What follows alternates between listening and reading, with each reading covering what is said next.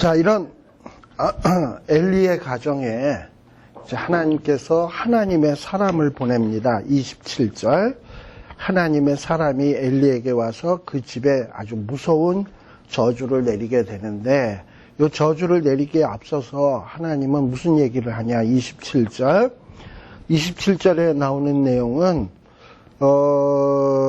너희 조상의 집에 하나님이 많은 은혜를 베풀지 않았냐. 엘리 조상의 집, 즉 엘리 조상의 집이라고 하면 누구냐 하면은 아론. 그래서 애굽에서 바로의 집에 속하였을 때에 내가 그들에게 나타나지 않았느냐. 아론에게 나타나 주시고 뭐 모세에게 나타나 주시고 그랬겠죠. 그리고 이 아론을 진짜 아론이라고 하는 이 사람은 어떤 존재냐 하면 우리가 출애굽기 32장에서 봤습니다만 금송아지 만든 장본인 아닙니까? 그러니까 어떻게 보면 정말 자격 없는 사람임에도 불구하고 하나님이 은혜를 베푸셔서 제사장 되게 해주신 거예요. 그러니까 이게 큰 은혜인 거예요. 지금 하나님이 그 얘기를 하는 거예요. 이스라엘 모든 지파 중에서 내가 그를 택하여 제사장을 삼아 그런 애단에 올라와서 분향하며 에봇을 입게 하지 않았느냐.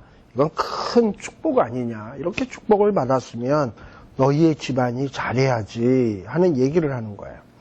또 이 제사장에게 주신 특권이 뭐냐. 화제를 내가 내 조상의 집에 준다. 아까 화목제 같은 경우에 가슴살, 허벅지살 이런 거 제사장 목으로 주게 했잖아요.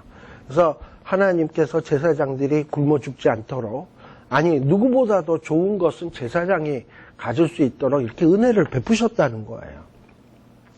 근데 이렇게 은혜를 베풀었는데도 배은망덕하게도 29절에 어떻게 너와 너 아들들이 내 처소에서 나의 재물, 예물 이런 걸 밟을 수가 있겠냐. 여기서 말하는 재물은 피 흘리는 제사, 예물은 소재 같은 거, 피 흘림이 없는 제사. 그러니까 재물과 예물은 다 포함해서 하나님 앞에 드리는 것들이에요. 그러니까 이런 것들을 정말 함부로 가로채서 멸시했단 말이죠.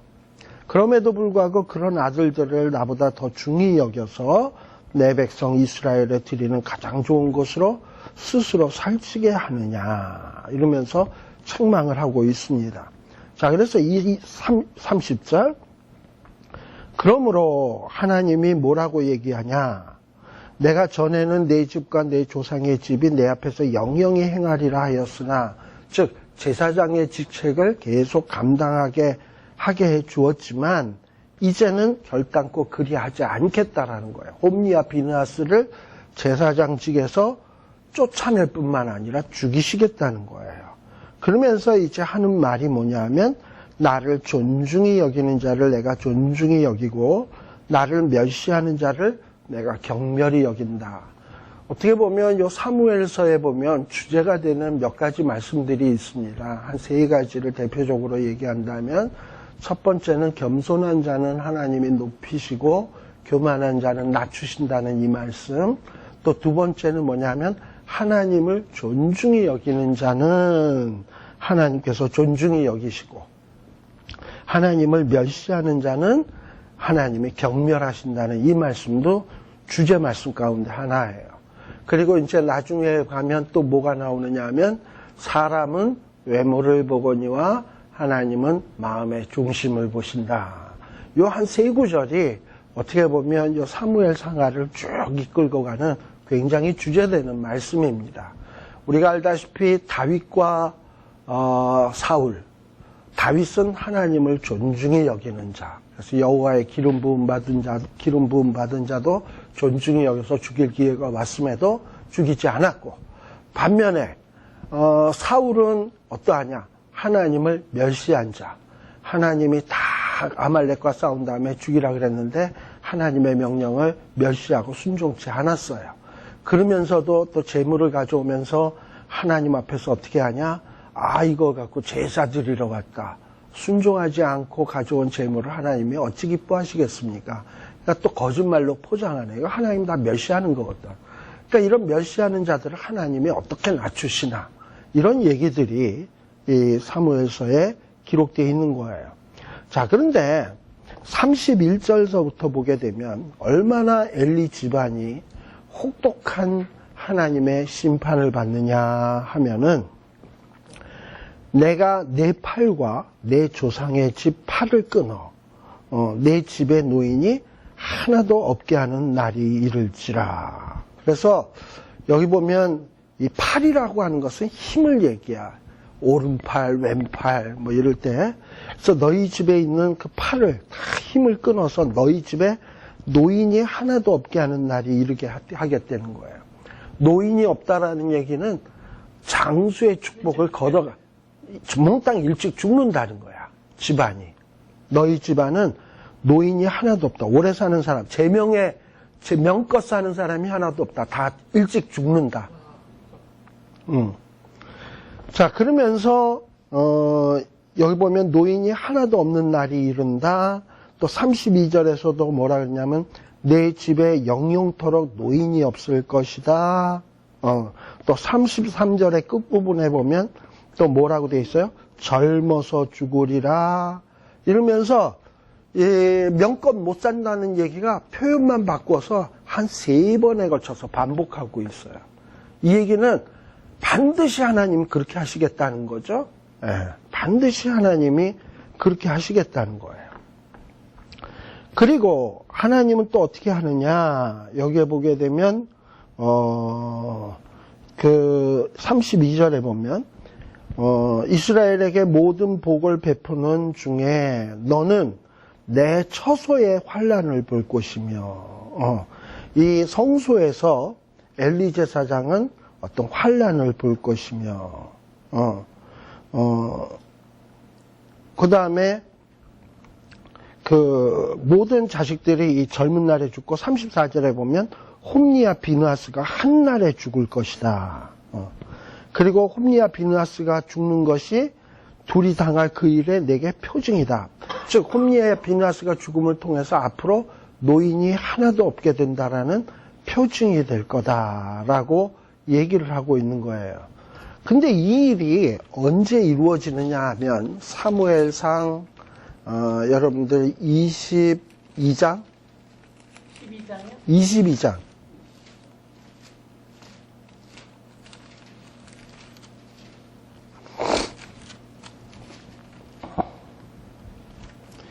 (22장에) 보게 되면 한 6절서부터 보세요. 자, 요 사무엘상 22장에 나오는 내용은 뭐에 대한 얘기냐? 이 다윗이 사울에게 막 쫓겨가지고 피난하는 이야기예요. 그래서 다윗이 처음에 피난할 때 누가 피난을 도와주냐 하면 미갈이 다윗을 살리느라고 달아내려요. 그리고 또 요나단이 도와줘요. 그리고 또 요나단뿐만 아니라 또 이 다윗이 누구에게 찾아가느냐? 사무엘에게도 도망가요. 사무엘에게 도망갔을 때 사울왕이 군대를 이끌고 왔는데 그때 막 하나님이 성령이 감동하게 해서 막 사울도 막 예언하게 하고 막 이렇게 성령 충만하게 하고 막 이런 일들이 나타나요.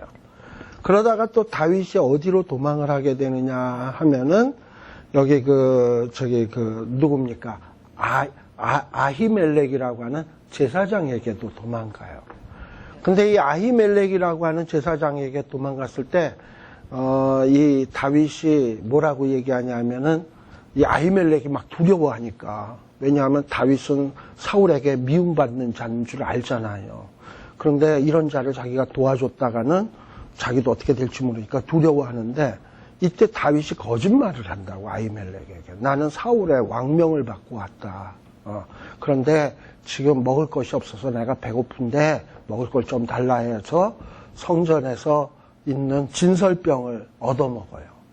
그리고 이제, 그래가지고 이제 또 도망을 가는데, 무기가 없다. 그래서 골리앗의 칼이 그곳에 보존돼 있었는데 그걸 받아요. 그래가지고 이렇게 가는데 문제는 그게 뭐냐 하면은 그 도액이라고 하는 사울의 부하가 그 장면을 목격을 해요. 그래가지고 이 도액이라고 하는 자가 사울왕에게 고발을 해요. 그래서 아히멜렉이 이렇게 다윗을 도와줬다. 진설병도 주고 칼도 주고 그리고 다윗의 갈 길을 뭐 우림과 둠밈으로 이렇게 가르쳐주고 이랬다. 해가지고 그 얘기를 들었던 사울이 진노해가지고 이 아히멜렉 제사장을 위시해서 그 자식들을 죽이는데 자그만치 몇 명을 죽이냐? 80명의 자식들을 죽이게 됩니다. 지금 그 얘기가 사무엘상 22장에 나와요. 자, 그래서 여러분들 한 18절에 보세요. 왕이 요 도액이라고 하는 사람에게 이르되 너는 돌이켜 제사장들을 죽이라. 근데 이 제사장들이 누구냐? 지금 여기 아히멜렉의 아버지가 아히두비라고 하는 사람이고 그 아버지가 누구냐 하면 홈리와 비느하스의 비느하스야.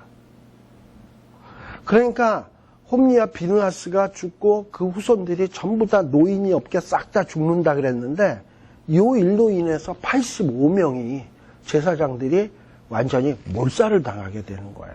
아마도 나중에 여러분들이 이 부분의 성경을 보면서 아니 아히멜렉이라고 하는 제사장은 다윗을 도와주고 이렇게 떡도 주고 칼도 주고 선행을 베풀었는데 아니 이 제사장은 이렇게 죄도 없는데 이렇게 후손들이 85명이나 죽나? 어떻게 이렇게 억울한 일이 있을 수 있나? 이런 의문이 좀 들었을 거예요. 근데 이렇게 되게 된 데는 다 뭐가 있었냐? 홈리와 비느하스의 죄로 인해서 이미 하나님께서 하나님의 사람을 보내서 너의 후손들이 노인이 하나도 없게 될 것이다 라고 예언을 한 거거든요. 근데 그 예언이 이루어지도록 이렇게 도액이라고 하는 사람이 등장을 하게 되고 뭐 이러면서 이 예언이 이루어지게 되는 거예요. 그래서 하나님은 참 어떤 하나님이시냐 하면은 마치 그 톱니바퀴가 착착착착착 물려가야 되듯이 인생에 일어나는 여러 가지 사건, 예를 들면 다윗이 아히멜렉에게 와서 자기 목숨 부지를 위해서 거짓말한 거, 그리고 그때 마침 도액이라고 한 사람이 그 지점에 있었던 거, 그 다음에 아히멜렉은 또 다윗에게 선행을 베풀었던 거, 그리고 이전에 하나님의 사람이 엘리 제사장에게 너에게는 노인이 하나도 없을 것이다 얘기한 거, 이런 거를 아주 절묘하게 다 껴맞춰서 맞아가지고 하나님의 뜻이 이루어지도록 역사하신다는 거예요. 그래서 우리 하나님께서는 저나 여러분들에게 인생을 인도함에 있어서 어떠냐? 우리 인생을 살다 보면 좋은 일도 있고 나쁜 일도 있고 어떨 때 힘든 일도 있고 기쁜 일도 있어요. 근데 하나님은 그런 조각들을 다 조각조각 모아가지고 하나님이 목적하시고 계획하신 대로 이끌고 가셔. 물론 우리 하나님의 백성들에게는 그 최종적인 결과가 뭐냐면 합력하여 선인 거죠. 그러나 하나님은 분명히 그렇게 역사를 하신단 말이에요. 그래서 그런 걸 보면서 하나님은 정말 하나님의 말씀은 1.1핵이라도 떨어지지 아니한다 했는데 하나님이 이렇게 언약을 기억하시고 한 3, 4대 지나더니 이렇게 역사를 하시는구나 라는 것을 볼 때 정말 하나님이 얼마나 치밀하시며 그 언약에 철저하신가 하는 것을 우리들이 뼈저리게 느끼게 되는 겁니다. 그런데 명심할 것, 그러나 우리가 두려워하지 말 것은 하나님이 그럼 벌 주신다 그랬으면 우리는 혹독한 벌을 받겠네 이런 생각할지 모르겠지만 명심해야 될 것, 하나님을 존중히 여기는 자를 하나님은 존중히 여기시고 하나님을 멸시하는 자를 하나님이 경멸하신다 그랬어요. 그것만 마음에 새기시면 돼. 그래서 하나님을 존중히 여기려는 이런 마음을 가지다 보면 하나님은 반드시 그런 자를 존중히 여기신다라는 겁니다. 자, 그리고 그러다 보니까 어떤 사람이 어떤 역사학자가 이스라엘 백성들의 그 제사장 가문에 대해서 조사를 한번 해봤나 봐. 조사를 해봤는데 어떤 그 단명한 제사장의 가문이 있더라는 거야. 모든 그 집안이 제사장 가문인데 그냥 18세 미만에 그냥 다 죽는 거야. 자식들이. 그래서 왜 그럴까 해서 추적해서 올라가서 더듬어 올라가니까 그게 누구냐면 엘리 집안의 후손이라는 거예요. 그래서 하나님께서 이렇게 철저하게 이 엘리 집안에 대해서 이런 무서운 저주를 예언하실 뿐만 아니라 이루셨다라는 거. 그래서 참 우리가 하나님을 존중히 여기는 것, 이거 굉장히 중요하다라는 걸 기억하십시오. 자, 그런데 참 오늘날 안타까운 것이 뭐냐 하면 어떤 이 성직자와 관련된 이런 범죄들이 참 많아요. 그리고 오늘날 성직자들이 정말 하나님을 존중히 여기는 일에는 관심이 없고 어떤 교계에서 총회장 되려고 한다든지 높은 어떤 명예를 얻으려고 한다든지 또는 뭐 큰 교회에 담임이 되려고 한다든지 그냥 그런 일들만 관심이 있어가지고 그리고 그런 일에 성도들을 이용만 하고 그러니까 실질적으로 성도들을 양떼를 먹이는 게 목회자잖아.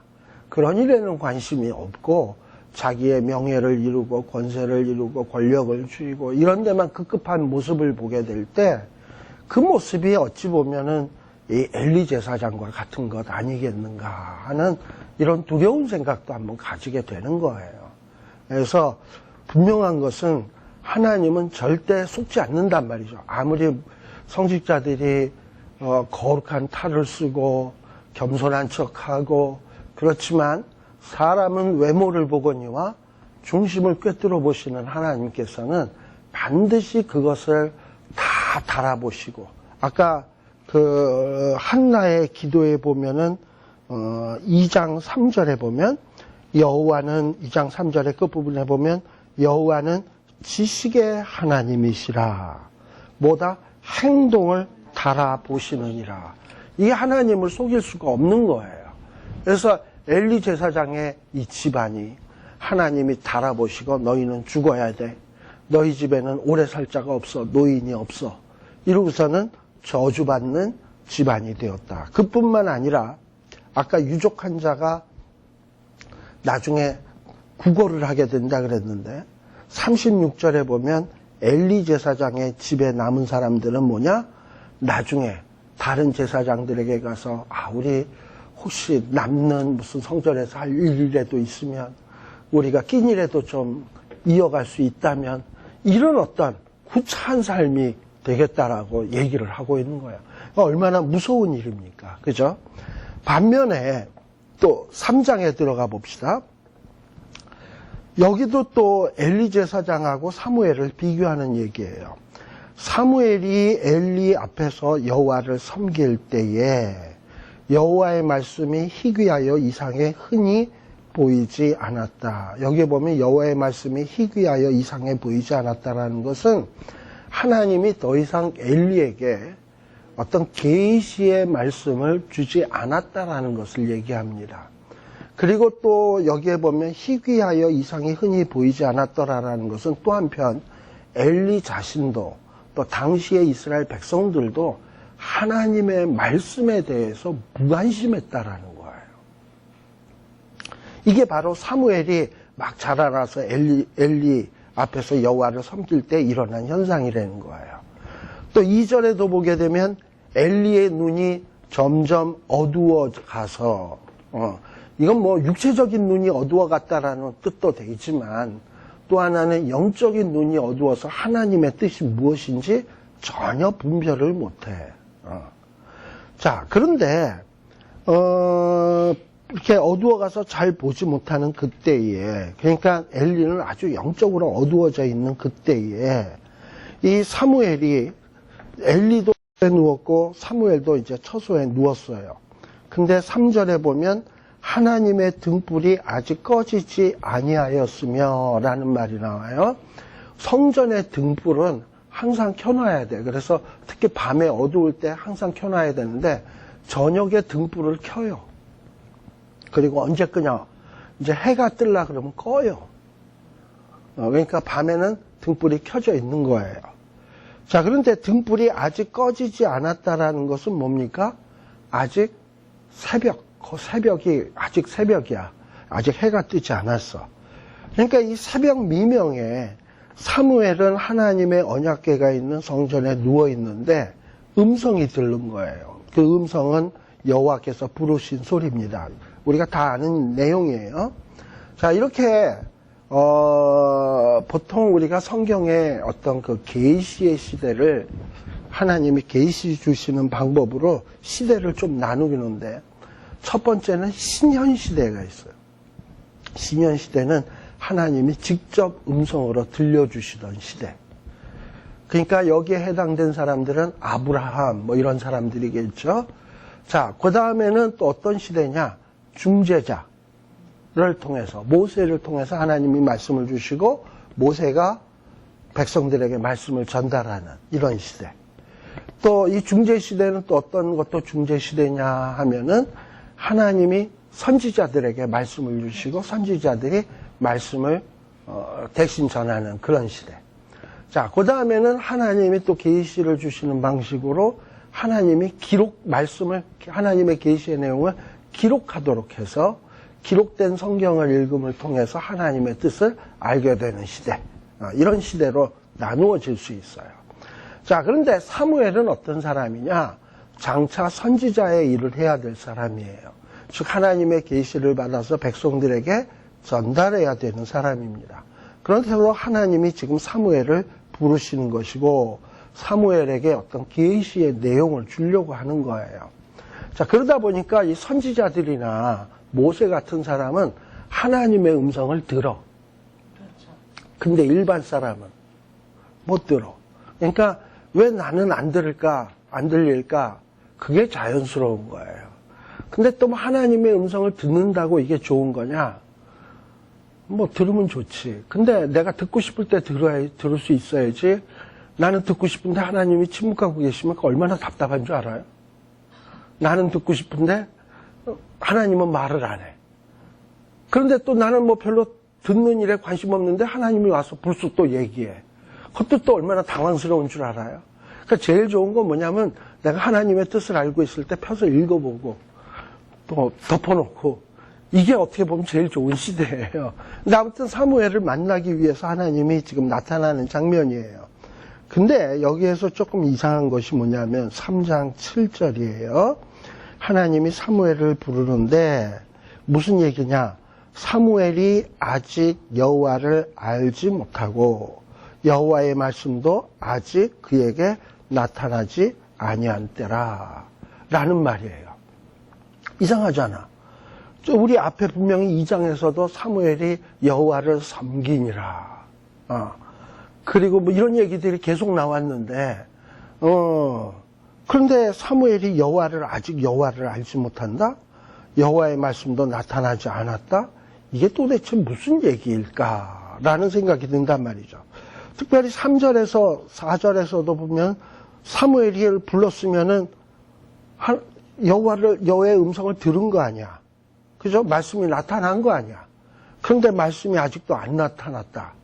지금 여기 보면 4절에 한번 나타났죠. 내가 여기 있나이다. 그래서 엘리 제사장에게 갔어요. 그랬더니 엘리 제사장은 뭐라 그러냐면 난 너 안 불렀다. 가서 누워라. 그래서 6절에 보니까 또 하나님이 또 불렀어요. 그러니까 최소한 하나님의 말씀을 몇 번 들었어요? 두 번 들었어요. 여기서는 6절에서 2번 들었어요. 또 가서 누워라. 그랬는데 갑자기 7절에서 사무엘이 아직 못하고 여호와를 알지 못하고 여호와의 말씀도 아직 그에게 나타나지 아니한 때라 라고 돼 있으니까 좀 당황스럽잖아요. 지금 2번이나 나타났는데 뭘 안 나타나. 그리고 또 여호와를 사무엘이 알지 못하다니 이게 어떻게 말이 됩니까? 그러니까 아까 제가 말씀드렸던 걸 생각하면 돼. 안다라고 하는 것은 단순히 하나님에 대한 지식이 없다는 얘기가 아니라 아직까지는 사무엘이 하나님으로부터 어떤 계시의 내용을 받지를 못했고 또 그 계시가 성취되는 것을 체험하지 못했고 그래서 하나님이 어떤 분이다라는 것을 아직 생생하게 자기의 삶을 통해서 성전에서 자라나긴 했지만 하나님 섬기는 일을 했지만 아직 그런 어떤 하나님에 대한 생생한 체험을 하지 못했다는 거예요. 그런 경험적으로 사무엘이. 그래서 여기에 보면 여호와를 알지 못하고 또 하나님의 계시의 내용도 아직 구체적으로 사무엘에게 나타나지도 않았다라는 거예요. 근데 지금 하나님께서는 사무엘에게 구체적인 계시의 내용을 주시고 그 계시의 내용이 어떻게 성취되는지 사무엘로 하여금 체험하게 하려고 하시거든요. 왜냐? 그래야 선지자 일을 할 수 있으니까. 그래서 여기 8절에 보면 하나님께서 또 사무엘을 부르는 거예요. 자, 그런데 썩어도 준치라는 말 있죠. 맞나? 썩어도 준치라는 말 있죠. 엘리 제사장이 썩어도 준친가 봐. 이 사무엘이 자꾸 뭐 어떤 음성을 갖고 자기에게 자꾸 오니까 암만 눈이 어두워지고 비둔하고 늙고 희미해졌어도 그래도 과거에 제사장 노릇을 했던 사람 아닙니까? 뭐 엘리 제사장이 처음부터 타락했을까요? 시간이 지나다 보니까 높은 자리에 있다 보고 아니라고 게으르다 보니까 타락하게 된 거지. 그러다 보니까 어렴풋이 이거 사무엘에게 자꾸 어떤 음성 들리는 거 하나님이 주시는 음성 아니야? 이러고서는 엘리 제사장이 자각을 하게 된 거죠. 그러니까 썩어도 준치라는 얘기예요. 자, 그래서 이 자꾸 음성을 듣고 오는 사무엘에게 뭐라고 얘기를 하냐면 9절에 사무엘에게 말하기를 누웠다가 그가 여호와겠죠. 근데 여호와를 그가라고 얘기하고 있어. 너를 부르시거든 나도 좀 같이 하나님 만나도록 하자. 이런 데는 관심이 없고 그가 너를 부르시면 너가 어떻게 해라? 종이 듣겠나이다. 자기도 이렇게 말씀을 못 들어왔으면 야 나도 들어와야 되니까 너 부르시면 나도 거기로 해서 이렇게 듣자라는 얘기는 안 해. 그러니까 엘리 제사장은 별로 이렇게 하나님의 말씀에 관심이 없어. 그러나 알긴 알아. 소리가 음성이 들리는 거 하나님의 음성일 거다라는 건 알아. 그래가지고 이제 하나님의 음성이 들리면 어떻게 하라 지침을 주었어요. 조언을 해주었어요. 자, 그랬더니 아느니나 다를까 하나님께서 사무엘아 10절에 보니까 부르시고 사무엘은 엘리 제사장이 얘기했던 대로 주의 종이 듣겠나이다 하고 대답을 해요. 그리고서는 이제 하나님이 아까 사무엘에게 뭔가 계시의 내용을 주신다 그랬죠. 11절에서부터 보면 하나님께서 계시의 내용을 주시는 거예요. 하나님이 뭘 행한다? 한 일을 행하겠대. 한 일. 이 한 일이 뭐냐? 아까 하나님의 사람을 통해서 엘리 제사장에게 주셨던 내용이 있죠? 엘리 제사장 내 집안이 쑥대밭이 될 것이고 노인이 하나도 없게 될 것이고 하는 이야기. 그 일을 하나님이 행하신다라는 거야. 그러니까 하나님은 엘리 제사장에게도 계시를 주시고 사무엘에게도 계시의 내용을 주신 거예요. 자, 그런데 이 하나님이 한 일을 행하게 되면 그 하나님이 그 한 일을 행하는 것을 듣는 자마다 두 귀가 울린다라는 말은 너무나 충격을 받아가지고 귀가 먹먹해지는 거예요. 무슨 꽝 하는 소리를 들어도 우리가 귀가 먹먹하잖아요. 뭐 울리는 커다란 꽹과리 같은 걸 머리에다 귀에다 대고 땅 하고 쳐봐요. 그러면 귀가 윙하고 울리듯이 이 하나님이 한 일을 행하는 이 이야기를 사람들이 듣게 되면 사람들이 깜짝 놀라서 충격에 빠져서 귀가 먹먹해지듯이 그렇게 될 것이다 라는 거예요. 자, 그 한 일이 뭐냐? 12절에 나오는 내용이죠. 엘리 집에 대해서 말한 것. 그리고 그 집을 영원토록 심판하겠다고 한 것. 그 이유는 뭐냐? 죄악. 그 아들들이 뭐했다? 저주를 자청하되 금하지 아니했다. 그러니까 홈리와 비나스가 하나님의 제사를 멸시하고 그냥 살코기 그리고 고기 구워 먹겠다고 이렇게 한 것은 결국 뭐한 일이다? 저주를 자처한 일인데 엘리 제사장은 그것을 금하지 않았기 때문이다. 그래서 하나님께서 이 엘리 제사장 집안에 이런 무서운 심판을 내리겠다는 거예요.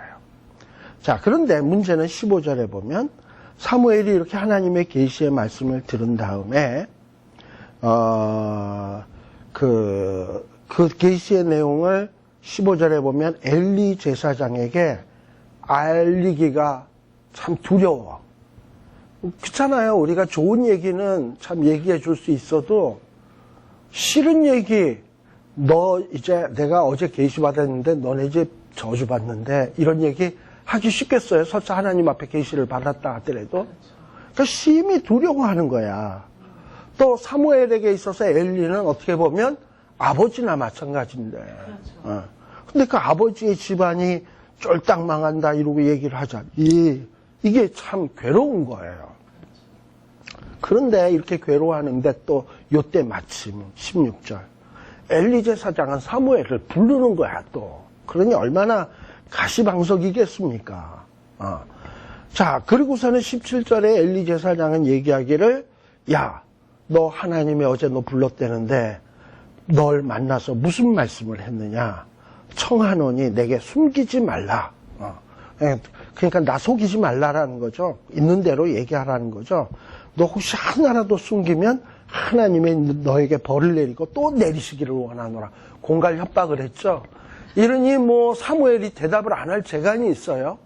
아버지 같은 사람이 얘기를 하려는데 또 얘기를 안 할 수밖에 없는 이유는 이제 사무엘은 뭐 하는 사람이냐면 선지자예요. 선지자가 될 사람인데 선지자는 상대방이 듣고 싶어하는 말이든 듣기 싫어하는 말이든 간에 하나님이 주신 계시의 내용을 선포하는 사람이 선지자인 거거든. 그러니까 엘리 제사장이 듣고 싶은 얘기든 듣기 싫은 얘기든 사무엘은 받았으면 얘기를 해야 돼. 암만 얘기하기 불편하다 하더라도. 그런데다가 이 엘리 제사장이 얘기하라고 공갈 협박을 하니까 어찌 얘기 안 할 수가 있겠습니까? 그렇죠? 자, 그래서 이 사무엘이 숨기지 아니하고 이야기를 다 했겠죠. 그 이야기한 내용은 앞에 나왔던 내용이겠죠. 11절에 나오는 내용, 이 얘기를 하게 된 거예요. 자, 그런데 여기에 대한 반응, 18절, 사무엘이 세세히 말하고 조금도 숨기지 아니하니 그가 가로되, 여기서 그가가 누굽니까? 엘리 제사장. 엘리 제사장이 말하기를 이는 여호와시니 선하신 소견대로 하실 것이니라. 지금 무슨 얘기입니까? 이걸 말을 조금 쉽게 표현한다면 뭐 하나님이 말씀했으니까 뭐 하나님이 뜻대로 하시겠지 뭐. 자기가 좋아하는 뜻대로 하시겠지 뭐. 딱 어떤 식이냐 하면 강 건너 불구경하는 하나님의 말씀이 지금 자기 집안에 저주를 내리시겠다 엘리에게 얘기했고요. 또 엘리가 이걸 잘 못 알아먹는 것 같으니까 사무엘을 불러서 특별히 계시를 줬고요. 또 사무엘의 입을 통해서 그걸 다시 한번 재확인시켜 주었으면 이거 이중으로 받은 거 아닙니까, 엘리는? 이걸 깨우쳐야지. 깨우쳐가지고 정신 번쩍 차리고서 그리고서 하나님 앞에 울며 불며 홈리와 비누아스와 더불어서 금식하며 회개하며 뭔가 돌이킴이 있어야 되는 거 아니에요. 근데 그런 모습이 전혀 이 모습이 없다라는 거예요. 자, 그런데 하나님은 어떻게 하셨냐? 이런 무시무시한 얘기지만 사무엘이 자라매 여호와께서 그와 함께 계셔서 사무엘을 통해서 한 말이 하나도 땅에 떨어지지 않게 했다. 또 여기서 사무엘에게 하신 말씀이 도대체 뭘까? 구체적으로 나오지 않지만 분명한 것은 엘리 집안이 망한다라는 것. 그리고 그 외에도 아마 사무엘에게 자라가는 과정 속에서 사무엘이 성전에서 일하는 동안에 여러 가지 선지자로서 사무엘에게 계시의 내용을 준 것 같아요. 그리고 그런 내용들을 아마 이스라엘 백성들에게도 사무엘이 얘기하곤 했겠지.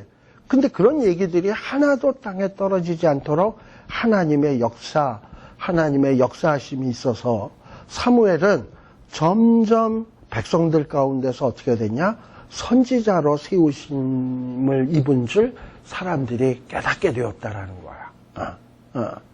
자, 반면에 하나님은 실로에서 다시 나타나시되 여호와께서 실로에서 여호와의 말씀으로 사무엘에게 자기를 나타내시리니. 그래서 하나님은 실로에 있는 엘리 제사장에게는 나타나지 않으시고 이제 계속해서 사무엘을 통해서 계시의 말씀을 주시기 시작한 거예요. 그래서 몰락하는 엘리, 점점 떠오르는 사무엘, 이걸 비교하고 있는 거예요.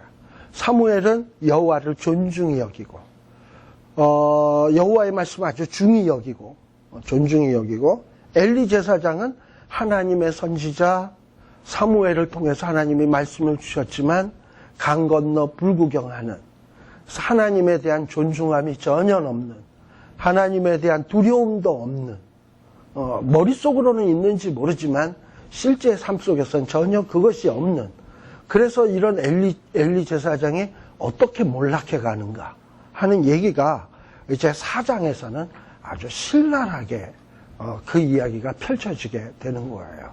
그래서 이 4장에서는 홈리와 비느하스의 죽음, 언약궤가 실로에서 떠나는 이야기, 뭐 이런 얘기들이 이제 전개되는데, 오늘은 요 3장 21절까지만 하고 우리 4장에 대한 얘기를 들어갈까 말까 하는데, 뭐 한 7분 남았는데 그냥 여기서 마치도록 하겠습니다. 기도하겠습니다. 하나님 아버지 감사합니다. 참으로 우리가 많이 들었던 말씀입니다. 여호와를 존중히 여기는 자는 하나님께서도 존중히 여기고, 하나님을 멸시하는 자는 하나님께서도 경멸하시겠다고 말씀하셨는데, 정말 저희들이 이 말씀을 가슴속 깊이 새기는 저희들 되게 하여 주시옵소서. 그래서 우리의 삶을 통해서 하나님을 존중히 여기는 것이 우리의 삶의 모습이 되게 하여 주시고, 또 우리의 삶의 결과가 하나님이 존중히 여겨주시는 이런 삶의 결과를 체험할 수 있는 저희들 되게 하여 주시옵소서. 성경 말씀을 단순히 지식으로만 아는 저희들 되지 말게 하여 주시고, 정말 우리 삶 속에 적용함을 통해서 정말 하나님이 얼마나 살아계시며 또 하나님의 역사하심이 얼마나 놀라운 것인지 우리도 경험을 통해서, 체험을 통해서 하나님을 속속들이 알아가게 하시고, 또 그 아는 하나님에 대해서 많은 사람들에게 증거할 수 있는 저희들이 되게 하여 주시옵소서. 예수님 이름으로 기도드리옵나이다. 아멘. 마치겠습니다. 네.